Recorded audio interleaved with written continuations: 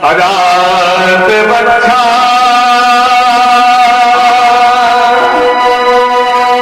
इव मातरं खगः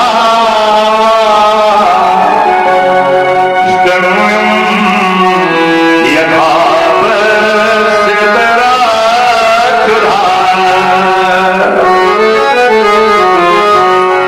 प्रियं प्रियेण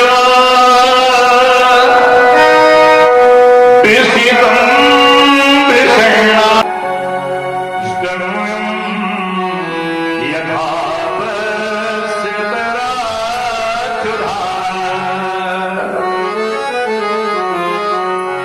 प्रियं प्रियेण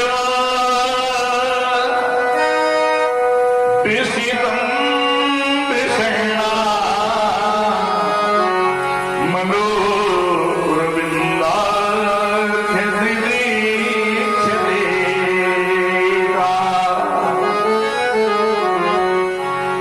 भगवान हमें देखने की इच्छा है, हम आपको एक बार देख लें, और जब तक आप कृपा नहीं करोगे हम आपको देख नहीं पाएंगे। चाहे हम पशु के रूप में हो, चाहे पक्षी के रूप में हो, और चाहे मानव के रूप में हो, इन तीनों लोगों ने आपको पाया है। पशुओं ने भी आपको पाया, पक्षियों ने भी आपको पाया, और मनुष्यों ने भी आपको पाया। हम कैसे पाएंगे? हम भी आपके पास आना चाहते हैं, हम बंधन से बने हैं, और एक मेरी प्रार्थना है, अगर आप चाहोगे तो ये सारे बंधन हमें छोड़ देंगे। आप कृपा की दृष्टि हमें प्रदान करो। इतना कहा, अब करोगे कि नहीं करोगे? आपको करना है, आपसे मेरी प्रार्थना है, आप करो। इतना कह करके मौन हो गया, और जैसे युद्ध हुआ, इंद्र का वज्र छूट करके नीचे गिरता है, तो उसने मुस्कुरा करके देवराज इंद्र से कहा, देवराज, ये विषाद का समय नहीं है। जही शत्रु न विषाद का नहा, ये शत्रु तुम्हारे सामने खड़ा हुआ है। ये विषाद का समय नहीं है, शोक का समय नहीं है, चिंता का समय नहीं है। इस वज्र को उठाओ और मेरे ऊपर प्रहार करो।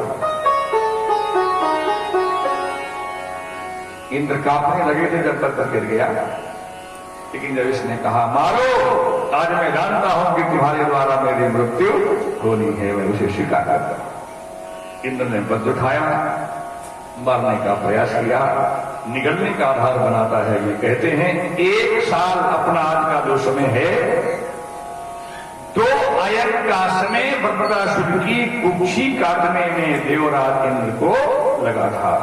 हमारा ये 6 महीने का जो उत्तरायण और दक्षिणायन होता है, तो ये देवताओं का एक दिन और रात्रि होती है। देवताओं की एक रात्रि और एक दिन, और हमारा पूरा का पूरा 1 वर्ष अयन, उत्तरायण और दक्षिणायन निकल करके आए। ब्रह्महत्या का सुयोग बनता है, लेकिन लोगों ने कृपा करके ऋषियों के माध्यम से ब्रह्महत्या का शमन किया गया। विश्वरूप के मारने से ब्रह्महत्या का विभाजन भी हुआ था। आगे चल करके महाराज इसने साधना का स्वरूप युद्ध भूमि में कैसे बनता है, चित्रकेतु का उपाख्यान, और मैया पार्वती के सहयोग से भगवान शंकर के साथ जैसे स्थापित किया गया था, आज जो साप से मुक्ति का सूत्र बनता है और वृत्रासुर का उद्धार हो जाता है। आगे चल करके महाराज इंद्र के द्वारा मैया दिति के गर्भ का विनाश होता है, 49 वर्गों की उत्पत्ति होती है, और ये दैत्य कुल में उत्पन्न होने वाले मरुदगण भी मैया अदिति की कृपा से, दिति की कृपा से इंद्र को दे दिए जाने के कारण देव संज्ञा में ही लगते हैं, देवताओं की कोटि में ही गिने जाते हैं। और इसी के साथ श्रीमद् भागवत का 7वां छठा स्कंद भी समाप्त होता है। बोलो कृष्ण भगवान की जय हो। 7वें के प्रारंभ में भगवान के विषय में संदेह होता है, भगवान निष्पक्ष नहीं है, लेकिन सुखदेव जी ने कहा भगवान निष्पक्ष है, भगवान किसी के साथ पक्षपात नहीं करता है। और उसी चर्चा को आगे बढ़ाते हुए धर्मराज के यज्ञ में भगवान के हाथ से भगवान ने अपने भाई का चक्र के माध्यम से मस्तक काटा। धर्मराज को भी संदेह होता है, लेकिन नारद जी समझाते हैं संबंधी अपनी जगह पर होता है, भाव अपनी जगह पर होता है, कर्म अपनी जगह पर होता है। ये पूर्व का भगवान का ही देश था, आज भगवान के चक्र के संयोग से मर करके ये मुक्ति को वर्ण करता है। आप चिंता मत करो, आप यज्ञ के द्वारा भगवान का यजन कर रहे हो और ये वाणी के व्यवहार के द्वारा भगवान का यजन कर रहा था। दोनों के कर्म अपने अपने हैं, लेकिन भाव अपना अपना है। काम, क्रोध, लोभ, मोह, इनसे भी अगर किसी का एक भी संबंध भगवान से जुड़ जाए तो भगवान उसे अपना लेते। भगवान कामी को भी अपनाते हैं, क्रोधी को भी अपनाते हैं, मोही को भी अपनाते हैं, लोभी को भी अपनाते हैं। क्यों? हैं तो सब ये भगवान के बनाए हुए। अगर भगवान ने इन्हें बनाया है तो कोई न कोई कारण होगा, और ये सब भगवान की कृपा से संसार के व्यवहारों में सहयोगी माने जाते हैं। आगे चल करके महाराज प्रहलाद जी का चरित्र होता है। स्वल्प समय में साधना करके भगवान को अपनी सामर्थ्य से पाषाण के अंदर आने की स्थिति बनाई, विवश कर दिया, और अपनी भावना से जब बुलाया तो भगवान भी उस भक्त का मान रखने के लिए किसी के द्वारा बुलाए नहीं गए, किसी के द्वारा भेजे नहीं गए। सत्यम विधातुम निज सत्य भाषितम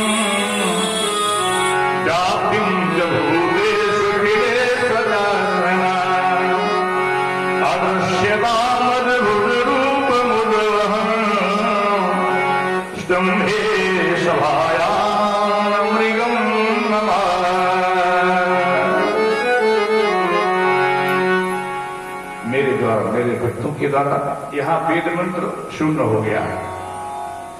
वेद मंत्र से स्थापना की जाती है, आवाहन किया जाता है, पूजन किया जाता है, लेकिन एक विधान ये भी है कि अगर किसी को वेद मंत्र नहीं आता है, चौपाई नहीं आती है, दोहा नहीं आता है, कुछ गाना बजाना नहीं आता है, तो आप अपनी वाणी से अगर बोल लो कि हाँ ऐसा है, तो जो सत्य है आपकी वाणी से अगर निकलता है तो सत्यात्मक को आपके सामने आना पड़ेगा।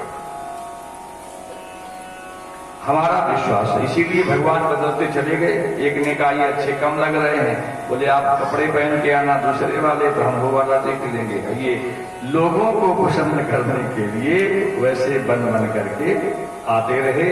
और यहाँ पर ब्रह्मा जी ने कुछ कह दिया था, हमारी सृष्टि के द्वारा तेरा विनाश नहीं होगा, लेकिन जो संसार में आया है उसे मरना पड़ेगा, और कोई न कोई निमित्त तो होगा, तो उसका संहार करने के लिए स्तंभे सभाया, विधाता की सृष्टि को उलट करके, जैसे विधाता ने आज तक किसी को बनाया नहीं है, किसी को बुलाया नहीं है, किसी को भेजा नहीं है, वो भगवान, जबकि एक नियम बनाया गया था, इस संसार में जो आएगा वो ब्रह्मा की कृपा से ही आएगा, क्योंकि बुद्धि का सहयोग उन्हीं के पास है, आधार उन्हीं को दिया गया।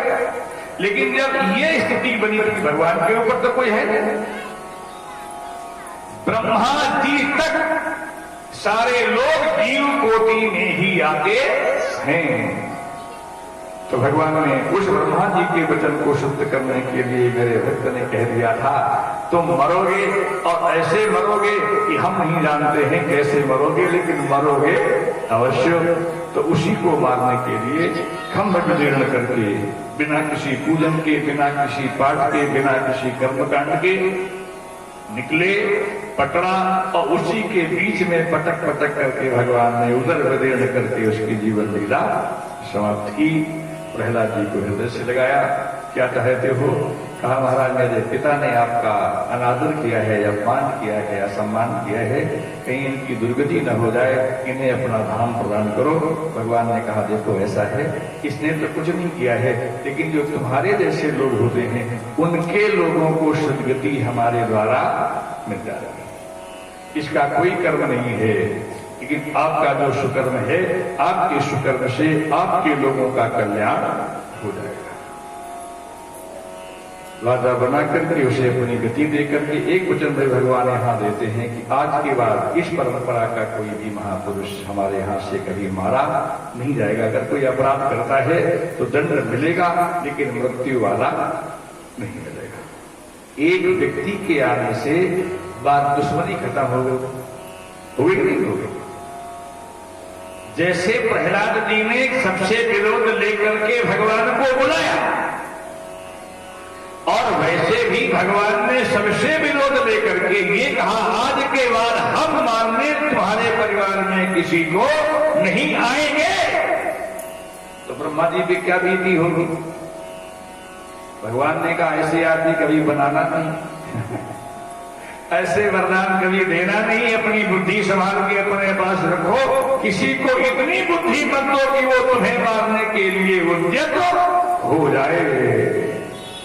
तो सारे लोगों को सावधान भी किया और उस परंपरा को अपनाया। शुक्राचार्य जी ने जो बीज बोए थे आधा तो यहां से खत्म कर दिया और आधा आगे आने वाले समय में, क्योंकि कुछ धीरे धीरे तो कुछ समापन किया जा रहा है, आगे आने वाले समय में उसका भी समापन हो जाएगा। बोलो गोविंद भगवान की। आगे चलकर के वर्णाश्रम धर्म का निरूपण होता है। 4 वर्ण हैं, 4 अवस्थाएं हैं, 4 स्त्रियां हैं जो देवों के माध्यम से त्रिपुरासुर का विनाश और अपने अपने धर्म का पालन करते हुए, अपनी अपनी अवस्था का पालन करते हुए, आप जहां हैं, ये गृहस्थी का स्वरूप है, आप जहां हैं वहां पर आपको सत्य का वर्ण करना चाहिए। अगर परिवार के बीच में हो तो ईमानदारी से परिवार के बीच में निर्वहन करो। अगर परिवार से विमुख हो तो विमुख होकर के वहां ईमानदारी से उसका निर्वहन करो। शिक्षार्थी हो तो शिक्षा का वर्णन करने में भी आपकी ईमानदारी होनी चाहिए। अगर आप जानते हो कि मैं अपने आचरण से इस समाज की जिन जिन धर्मों का निर्वहन करने के लिए हमें प्रेरित किया गया था हम कर रहे हैं, तो आप में जीवन में कोई दोष नहीं हो सकता है। और अगर है तो उसका परिमार्जन भी अपने आप कर लेना चाहिए, क्योंकि हम अगर अच्छे होने का प्रयास करेंगे तो हो जाएंगे, और दूसरा कोई चाहे कि हमें कर ले तो नहीं करता। वैसे कहा जाता है, देखो बड़ी बड़ी अच्छी बात छोटी सी और बता दें, कहते हैं अगर अच्छा होना है मंदिर चले जाना, ऐसे कहा जाता है नहीं कहा जाता है, लेकिन मंदिर जाने में भी अंतर है। इस गांव के भी कुछ लोग आएंगे, शायद उसी दिन आएंगे जब मंदिर में भोग लगेगा। आप देखते रहना, और चाहे शर्म के मारे होए कि बेइज्जती न हो जाए, या धर्म के मारे होए को कहा न लागे, मारपीट न हो लागे, या कचक रहे हो किसी बात को लेकर के, तो प्रायः लोग, कुछ लोगों को हो सकता है उस दिन भी लोग पूरे नहीं आएंगे, शायद आ जाए तो बड़ी अच्छी बात है। अगर भीतर गांव 6 तारीख को भी हनुमान जी के सामने आ जाए तो बहुत बड़ी बात है। देखते रहना, अब कोई न कोई रहेगा जरूर, क्योंकि परंपरा नहीं टूटनी चाहिए। अगर सब चले गए, वैसे कहावत कही जाती थी, वो कहने लायक तो है नहीं। कहते हैं एक बार लोग तीर्थ यात्रा जा रहे थे तो लोगों के से सबसे कहा चलो चलो चलो चलो, गोगन की तरह लोगों ने सबको समेटा, तो एक छोटी सी इतनी बड़ी एक आकृति थी, उससे कहा तुम चलो, उसने कहा हम नहीं जाएंगे। क्यों? बोले जो लोगों ने भोजन वोजन बना करके छोड़ा है, मछलियां में लगाए थे चाट के साथ, कौन करेगा? तो इसे खाने के लिए तो हमें रुकना ही। कहते हैं ये कुटिया रह गई थी, अगर हम चली जाएंगे तो ये जो बर्तन बर्तन पड़े हैं इनकी सफाई कौन करेगा? तो ये जिसने भी कहा होगा कभी, तो कुछ सोचे विचार के तो कहा होगा। अगर सारे लोग कल्याण की भावना के वशीभूत होकर के व्यवहार करने लग जाएं तो ये परंपरा नहीं टूट जाएगी, और उस परंपरा को कभी टूटना नहीं चाहिए। कोई न कोई ऐसा धर्मात्मा अवश्य होगा जो इस परंपरा का निर्वहन करेगा, और न करे तो और अच्छी बात। लेकिन ऐसा होता है, पता नहीं क्यों ऐसा होता है। अगर मंदिर में आ जाए मान लो तो लोग कहेंगे अब कल्याण हो जाएगा फलाने का। ऐसे नहीं तो ये कहा इसीलिए जाता देखो फलाने आए तो उनका ये हो गया, फलाने आए तो यही तो कहा जाता है। हम वहां गए ये कल्याण हुआ, वहां गए ये कल्याण हुआ। और अगर सबका हो जाए तो कम से कम ये दुनिया में संभल जाए। हम इसलिए भी जाते हैं कि उनका हुआ है शायद हमारा भी हो जाए। अरे तुम्हारा होना होगा तो जहां चाहोगे वहीं हो जाएगा, करो तो। भगवान ने भी बड़ी अच्छी बात कही है, रामायण में बड़ा अच्छा एक मंत्र दिया है। सन्मुख होई वह मोहि जब जन्म को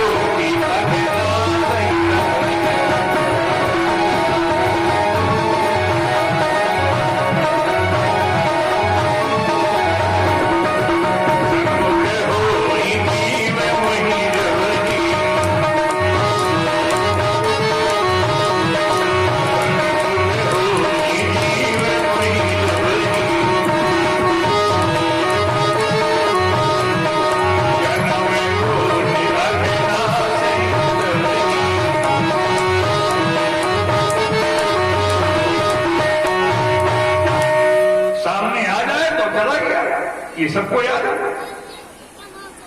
ये इतनी लोग चर्चा करते हैं जितनी आगे पीछे वाली नहीं करते। भगवान ने ऐसा कहा वैसा हो जाता है, लेकिन उन्होंने भी जो आगे कहा है किसी ने सहारा दे करके बता दिया। और लोग निर्मल मन जन सो मोहि पावा, एक रस्सी ले आओ जननी जनक बंधु सुतदारा, तन धन भवन सुहृद परिवारा, सबके ममता ताके बटूरी, मम पद मन ही बांधवल। एक बात बड़ी अच्छी लगती है, तनी मद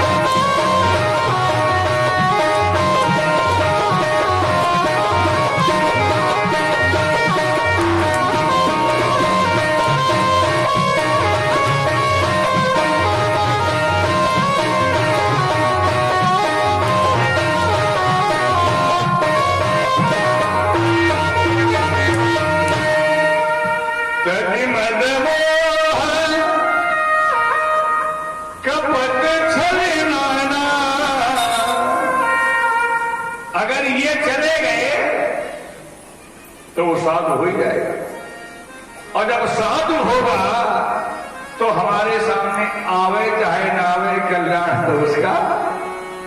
जब साधु ते होए न कारज हानि, अपने आप सब अच्छा हो जाता है।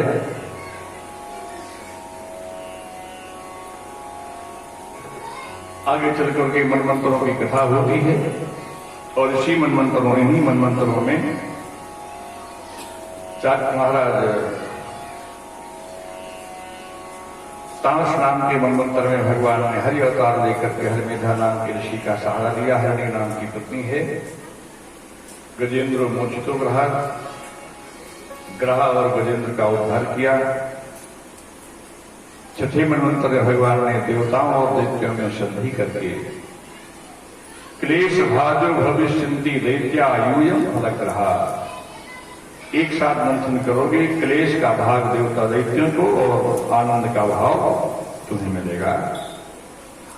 दोनों में मैत्री कराई, सबसे पहला काम ही अच्छा हुआ, इसीलिए भगवान को भगवान कहा जाता है। अब बाद में तुम लोग निभा पाओ ना निभा पाओ, आप जानो, आपका काम है, यही होता है। और इसी स्वरूप में 12 दैत्यों को और अमृत सुराणा साधिता, सुधा व्यास जी लिखते हैं, देवताओं के लिए सुधा को भगवान ने साध लिया, पकड़ लिया। क्यों? कहीं कोई ले न जाए। अगर कोई ले गया तो देवताओं में सामर्थ्य नहीं है कि वहां से लेकर के आ जाएं। तो जब पकड़े थे, बोले आगे क्या किया? बोले वो आगे वही करना पड़ता है, कभी कभी बड़ा भी छोटा होता है। गते पीयूष भाजने, जब धारण करने से भी काम नहीं बना तो उसका विभाजन करने के लिए, विभक्त करने के लिए फिर वहां तक दौड़ करके इन्हें जाना भी पड़ा। निकलाया, संभाला और पिलाया भी। कभी कभी ऐसे बच्चे मिल जाते हैं कि सारे कुछ का ध्यान पड़ा, भगवान ने सब कुछ किया और इसी बीच में तिरस्कार भी मिला, लेकिन कोई बात नहीं है। भगवान शंकर के मन में एक आता है, जब ये लीला हुई थी इस समय विभाजन वाली, तो भगवान शंकर यहाँ नहीं थे। बाकी हर प्रत्येक अवतार में भगवान शंकर ने भगवान का की आकृति का स्वरूप का दर्शन किया है, पर इस अवतार में दर्शन नहीं कर पाए। मैया पार्वती से कहा हमने दर्शन नहीं किया है। मैया ने कहा कोई बात नहीं है, तो दूसरे वाले में कर लेना। बोलने आदत खराब है हमारी, सबका करेंगे। लेकर के मैया को गए और जैसे ही भगवान ने देखा कोई आ रहा है, रास्ते में मिल गए। भगवान शंकर ने कहा महाराज मैंने सुना है आपने देवताओं और दैत्यों को सबको आकृष्ट कर लिया था। बोले हाँ, कैसे किया था? अरे बोले हो गया था। बोले याद जरा वैसे हमें भी करके दिखा था। तो भगवान ने कहा ना, देखो समझाने वाला कितने प्यार से समझा, ने जैसा दिखा है बड़ा अच्छा। कहा देखो भैया, कौतूहलाय दैत्यानां, ये जो हमारा अवतार है, ये देवताओं का दैत्यों का जो कौतूहल है, आनंद है, जो बेचारे रो रहे थे, आपस में थके जा रहे थे, एक दूसरे से जल रहे थे, तो मैंने कहा लड़ाई कैसे बंद होगी? तो कुछ व्यवस्था करनी चाहिए। तो मैंने कहा जब इन्हें कोई कौतूहल का भाव मिल जाएगा, कोई आनंददायी मिल जाएगा, तो ये कम से कम लड़ना भिड़ना तो बंद कर देंगे। कौतूहला